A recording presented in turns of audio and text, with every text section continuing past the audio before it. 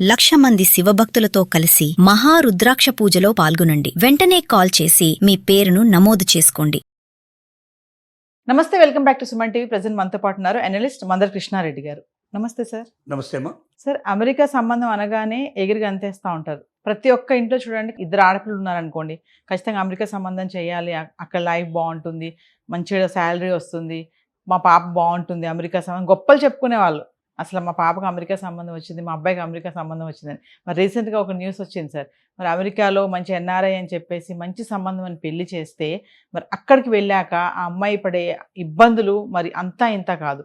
Dowry harassment అని, ఇప్పుడు మాకు ఏమీ అవసరం లేదు, మంచిగా పెళ్లి గ్రాండ్గా చేయండి సరిపోతుంది, మీ అమ్మాయిని కట్టుబట్టలతో పంపించండి, మేము బాగా చూసుకుంటామని అక్కడ తీసుకుపోయి అక్కడికి వెళ్ళాక టార్చర్ స్టార్ట్ చేస్తున్నారు.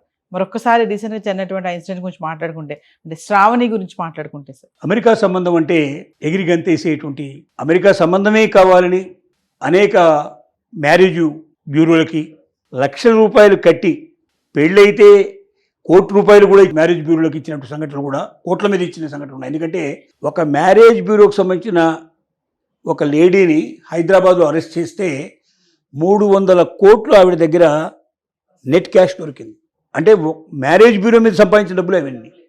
300 కోట్లు సంపాదించాలంటే మరి లక్షలు కోట్లు ఇస్తేనే కానీ సాధ్యం కాదు కదా. విదేశీ సంబంధాల్లో ఆవిడ నెంబర్ 1. అమెరికా సంబంధాలే మ్యాక్సిమం చూసింది ఆవిడ. సంబంధం చూసినప్పుడు ఇంతని, ఆ తర్వాత పెళ్ళి కుదిరితే ఇంతని, పెళ్ళి అయితే ఇంతని, ఆ రకంగా కోట్ల రూపాయలు వసూలు చేసిన పరిస్థితి ఉంది. అంటే సంబంధం చూసిన వాళ్ళకే కోట్లు ఇచ్చారంటే ఇక మిగతాది ఎట్లా ఉంటుందో, ఎంత ఖర్చు అవుతుందో మనం దాన్ని బట్టి అర్థం చేసుకోవచ్చు. దీనికి తోడు కొంతమంది మధ్యతరగతి వాళ్ళు కూడా దీంట్లో నలిగిపోయిన వాళ్ళు ఉన్నారు. అందులో ఒక కథ శ్రావణి కథ. ఈ శ్రావణి అనే అమ్మాయి ఆంధ్రప్రదేశ్లో ఒక ప్రాంతానికి సంబంధించిన అమ్మాయి. ఎవరో మధ్యవర్తుల ద్వారా సంబంధాన్ని చూశారు. Middle class family.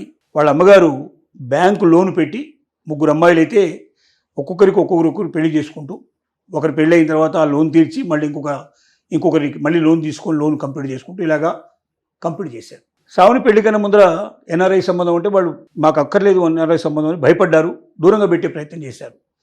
కానీ ఆ ఎన్ఆర్ఐ పెళ్లి కొడుకే వెంటబడి మాకు ₹1 మీరు ఇవ్వాల్సిన అక్కర్లేదు, పెళ్లి కొంచెం చక్కగా చేయండి, అదొక్కటి చాలు అని చెప్పి రిక్వెస్ట్ చేయడం వల్ల 1 పైసా కట్నం లేకుండా పెళ్లి మాత్రమే తీసుకున్న అప్పుతోటి, ఏదో బ్యాంక్ అప్పుతోటి నేను పెళ్లి చేయగలను, పంపిస్తాను, నీ జీవితం మిగతా ఇద్దరికన్నా చాలా గొప్పగా ఉంటుందని చెప్పి భావించి ఆశించి పంపించడం జరిగింది. డిపెండెంట్ వీసా సహజంగా, ఎందుకంటే ఉద్యోగం లేదు కాబట్టి ఉద్యోగం, ఇక్కడ అమ్మాయి ఉద్యోగం చేస్తుండేది, ఉద్యోగం మానేసేసి హైదరాబాద్లో అమ్మాయి ఉద్యోగం చేసేది మానేసేసి తను భర్త వెంట వెళ్ళిపోవడం జరిగింది. అక్కడికి వెళ్ళిన తర్వాత పరిస్థితులు ఏమిటంటే లోన్లీనెస్, ఎవరు ఉండరు ఆ ఇంట్లో, తను ఒక్కతే ఉంటుంది. భర్త ఇప్పుడు మార్నింగ్ వెళితే ఏ నైట్కో వస్తాడు, ఒక్కోసారి ఒక రోజు రాడు, 2-3 డేస్ కంటిన్యూస్గా 2 రోజులు కూడా ఉన్నాయి.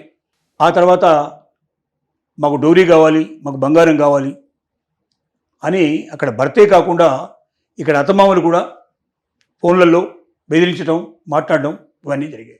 నువ్వు మా వాడిని దూరంగా పెడుతున్నావుట అంటూ అబండాలు వేసే ప్రయత్నం జరిగింది. ఎందుకు నువ్వు అలా చేస్తున్నావు, ఎందుకు మీ అమ్మగారి వాళ్ళకి అలా చెప్తున్నావు, నేను ఎప్పుడు మేము దూరంగా పెట్టాను, నువ్వే కదా దూరంగా ఉంటుంది కాకుండా అనేది. హెల్త్ ఇష్యూస్ కూడా చాలా ఉన్నాయి, చాలా రోగాలు ఉన్నాయి. ఆ రోగాలన్నీ దాచిపెట్టి ఓన్లీ సైనస్ ప్రాబ్లం మాత్రమే ఉందని చెప్పాట. మొట్టమొదట సైనస్ ప్రాబ్లం అంటే కామన్గా అందరికీ ఉండే ప్రాబ్లం అనేటువంటి చెప్తూ అమ్మాయి కూడా దాన్ని యాక్సెప్ట్ చేసింది. కానీ అక్కడికి వెళ్ళిన తర్వాత అనేక రకాల రోగాలు ఉన్నాయి, దాని ద్వారా తనకు కూడా అవి కలిగే ప్రమాదం ఉంది అనేటువంటి దాకా కూడా విషయాలు వెళ్ళాయి. ఇది నడుస్తున్న క్రమంలోనే తను ఇంటికి రాకపోవడం, ఒంటరిగా తనకి ఎవరు ఫ్రెండ్స్ని పరిచయం చేయకపోవడం, రిలేటివ్స్ని పరిచయం చేయకపోవడం, బయటికి వెళ్ళనివ్వకపోవడం, ఒక రకమైనటువంటి జైలు జీవితం గడిపింది అమ్మాయి. ఆ తర్వాత మెయిన్గా అతను నాతో గడపడం కాదు, మా బ్రదర్తో గడుపు, మా బ్రదర్తో నువ్వు శారీరకంగా పంచుకోవాలని చెప్పి ఒత్తిడి చేయడం మొదలుపెట్టాడు. ఆ బ్రదర్ కెనడాలో ఉంటాడు, అతనికి ఆల్రెడీ మ్యారేజ్ అయింది, అతనికి పిల్లలు కూడా ఉన్నారు, అయినప్పటికీ అతనితో ఉండమని చెప్పి బలవంతం చేయడం మొదలుపెట్టాడు. ఈ పరిస్థితుల్లో అక్కడ ఉన్నటువంటి ఇండియన్ కమ్యూనిటీ తోటి ఫోన్ నెంబర్ ఏదో తురికించుకొని వాళ్ళకి ఇన్ఫర్మేషన్ ఇచ్చేస్తే వాళ్ళు వచ్చి ఈ అమ్మాయిని సేవ్ చేసి కేసు పెట్టడానికి ప్రయత్నం చేస్తే, అమెరికన్ చట్టాలు వేరు, వాళ్ళకి అసలు ఇలాంటివన్నీ పెద్దగా లెక్కలు తీసుకోవాలి. ఎందుకంటే అమెరికాలో ఇలాంటివి ఉండవు, డౌరీ హెరాస్మెంట్ ఇట్లాంటివి ఉండవు. ప్లస్ వాళ్ళు ఇద్దరి మధ్య ఉండేటువంటి సంబంధాలు కూడా ఉంగరం పెడితే పెళ్ళి అయినట్టు, ఉంగరం తీస్తే విడాకులు అయినట్టుగా ఉంటుంది పరిస్థితి. ఎస్.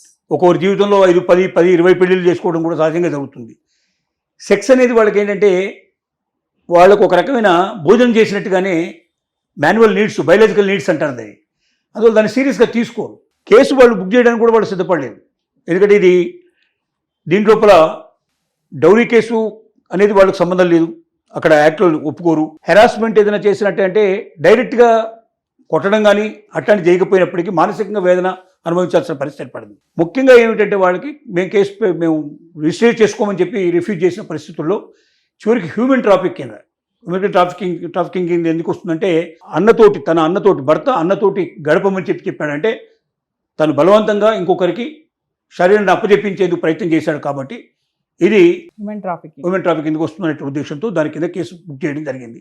కేసు నడుస్తోంది. ఇలాంటి కేసులు చాలా ఉన్నాయి. అసలు అరెస్ట్ చేసి కొట్టి తిట్టి చివరికి ప్రాణం తీసేటువంటి పరిస్థితులు ఏర్పడ్డ కేసులు కూడా గతం లోపల కొన్ని 100,000 కేసులు అమెరికన్ సంబంధాల్లో బయటపడ్డాయి. అంటే సార్ అమెరికా సంబంధం అని చెప్పి ట్రాప్ చేస్తున్నారని అనుకోవచ్చా? ట్రాప్ చేసిన వాళ్ళు, తీసుకెళ్ళి అక్కడ స్నేహితులకు తార్చిన వాళ్ళు, చివరికి వాళ్ళని అమ్మేయడానికి ప్రయత్నం చేసిన సంఘటనలు కూడా కోకొల్లలుగా ఉన్నాయి గతం లోపల. ఇందులో కూడా దాదాపుగా ఒక రకంగా అదే కదా, ట్రాప్ చేశాడు, తీసుకెళ్ళాడు, తను కావాల్సిన రోజులు ఉపయోగించుకున్నాడు, తర్వాత తన అన్నకి ఇచ్చేందుకు అన్న కోరియాడే ఉంటాడు, బహుశా అన్నకు తెలిసిన అన్న కూడా మరి మ్యారేజ్కి వచ్చి ఉంటాడో లేకపోతే అమ్మాయిని చూసుంటాడో తెలుసుకొని ఉంటాడు, తనకు కావాలని ఆశపడి ఉంటాడు, తనకు ఎలాగో ఉపయోగపడలేదు తనకైనా ఉపయోగపడుతున్న ఉద్దేశంతో ఉండొచ్చు, లేదా ఆల్రెడీ ఇంకొక మ్యారేజ్ అయి ఉండొచ్చు, ఇంకేమేమి ఉన్నాయో విషయాలని పూర్తిగా అమ్మాయి కూడా తెలియదు. ఎందుకంటే ఒంటరిగా ఉన్న అమ్మాయి, వివరాలు ఏమి పెద్దగా తెలియదు. పోలీసులు మన దగ్గర అయితే ఇలాంటి కేసులు చాలా నెంబర్ 1 కేసుల కింద లెక్క, వెంటనే అరెస్ట్ చేస్తారు, ఎంక్వైరీ చేస్తారు, మొత్తం చేస్తారు. వాళ్ళకి అక్కడ ఇలాంటి విషయాల్లో మానవ సంబంధాల విషయంలో పెద్దగా వాళ్ళకి లెక్కలు ఇలాంటివన్నీ అక్కడ కామన్. ఒకవేళ ఎవరైనా తీసుకెళ్లి బలవంతంగా వాళ్ళని ఎక్కడన్నా వాళ్ళని కిడ్నాప్ చేసి అట్లాంటివి చేస్తే అవి కేసుల కిందకు వస్తాయి. కానీ హస్బెండ్ అండ్ వైఫ్ ఇంట్లో కొట్టుకున్నా తన్నుకున్నా ఏం చేసినా అసలు లెక్కలోకి రావు అవి.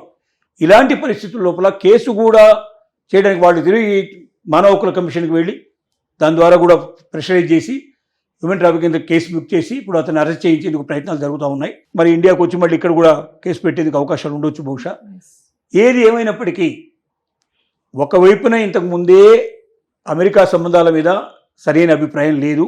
ఎందుకంటే అక్కడ అత్తామామలు ఉండరు, పెద్దవాళ్ళు ఉండరు, ఏ వ్యక్తికి ఆ వ్యక్తి డెసిషన్ చేస్తాడు. అక్కడ శృంగారం అనేది విచ్చలవిడిగా ఉంటుంది. అలాంటి సమాజంలో పెరిగేటువంటి వ్యక్తులకి దానికి విలువ ఉండదు. ఒక బాంధవ్యానికి, భార్యాభర్తల మధ్య ఉండే సంబంధానికి సరైన విలువలు లేవు. అంటే సమాజం అలాంటిది. అలాంటి సమాజంలోకి వెళ్ళి విలువలు కాపాడుకోవాలంటే చాలా కష్టంతో కూడుకున్న పని. కాబట్టి ఇలాంటి పరిస్థితుల్లో ఇకనైనా ఒకవైపున ఇప్పుడు అమెరికాలో ఉన్నవాళ్ళనే మెడబెట్టి బయటికి గెంటేందుకు ప్రయత్నాలు జరుగుతూ ఉన్నాయి. దానికి తోడుగా ఇలాంటి కేసులు కూడా బయటపడుతున్నాయి. పేరెంట్స్ అంతా జాగ్రత్త పడాల్సిన అవసరం ఉంది. ఇక అమెరికన్ డ్రీమ్ను వదులుకొని, అమెరికన్ పిచ్చిని తగ్గించుకొని ఇండియాలో అంతకన్నా బెస్ట్గా మన కళ్ళెదురుగానే ఉంటారు మన పిల్లలు. ఏం జరిగినా తెలుస్తుంది, వెంటనే మనం సాయం చేసే అవకాశం ఉంటుంది. ఒక ఫోన్ కాల్ తోటి మనం వాళ్ళని కలుసుకునే అవకాశాలు ఉంటాయి. ఎక్కడో తెలియనటువంటి 1000 కిలోమీటర్ల దూరంలో మన పిల్లల్ని పంపించి వాళ్ళ కష్టానికి, కన్నీళ్లకు, వాళ్ళ వెదకు మనమే కారకులు అవ్వడం అనేది సరైన విధానం కాదు. ఇప్పటికైనా ఇండియన్ పేరెంట్స్ అంతా కళ్ళు తెరవాల్సిన అవసరం ఉందని మాత్రం చెప్పక తప్పదు. Thank you.